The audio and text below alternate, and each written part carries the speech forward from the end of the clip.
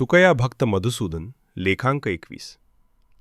समस्त वारकरी संत धर्माचे तेजोधिष्ठान असलेल्या जगद्गुरू संत तुकोबारायांच्या जीवनकार्याचा आढावा घेऊन आणि भंडारा भामचंद्र डोंगराची प्राचीन मध्ययुगीन ध्यान केंद्राची ऐतिहासिक पार्श्वभूमी लक्षात घेऊन ही संतपीठ साधनाभूमी सुरक्षित कशी राहील यासाठी निरंतर अहोरात्र प्रयत्न करणाऱ्या तुकया भक्त मधुसूदन महाराज यांनी आपले जीवन सर्वस्व तुकोबारायांच्या चरणाप्रती अर्पण केले.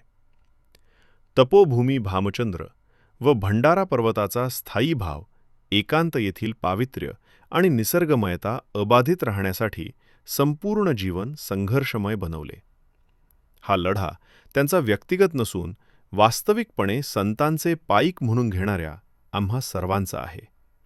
परंतु आम्ही आमच्या कर्तव्यापासून च्यूत झालो आहोत म्हणून आम्हाला ते सातत्याने जागे करत आले आहेत.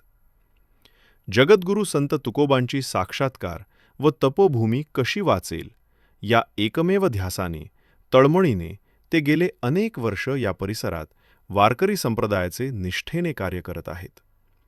त्यांनी आपल्या आत्मबलावर उभा केलेला हा क्रांतीचा लढा शासनाला, प्रशासनाला व अनेक धनदांडग्या राजकीय लोकांना पुरून उरणारा आहे. हे अनेकांच्या लक्षात आल्याने काही भ्रष्ट राजकारण्यांनी, समाजकंटकांनी मधुसूदन महाराज यांच्या विरोधात कटकारस्थाने सुरू केली. तुकोबांची तपोभूमी, साक्षात्कार भूमी हस्तगत करून विध्वंस करणाऱ्या अनेक भूमाफियांनी, धनदांडग्या लोकांनी महाराजांना विरोध करून त्यांची बदनामी करण्याचा अटोकाट प्रयत्न केला व पुढेही करतील. परंतु हा वैराग्य सूर्य अचल स्थितप्रज्ञ राहिला आहे. ऐसा हा लौकिक कदा राखवेना, अभक्ता जिरेना संत संग. हे विश्वाच्या अंतापर्यंत चालूच राहणार आहे. याची खूनदाट तुकोबारायांच्या कृपाछत्राखाली राहून या तुकया भक्ताने अंगी चांगलीच बाणवली आहे.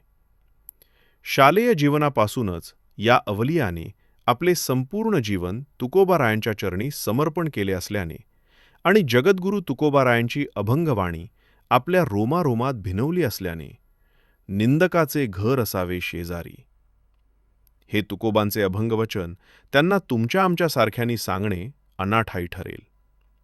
सत्याच्या अभंग भूमिकेवर सततच महाराज ठाम राहतात याची आम्ही मित्रमंडळींनी जवळून प्रचिती घेतलेली आहे.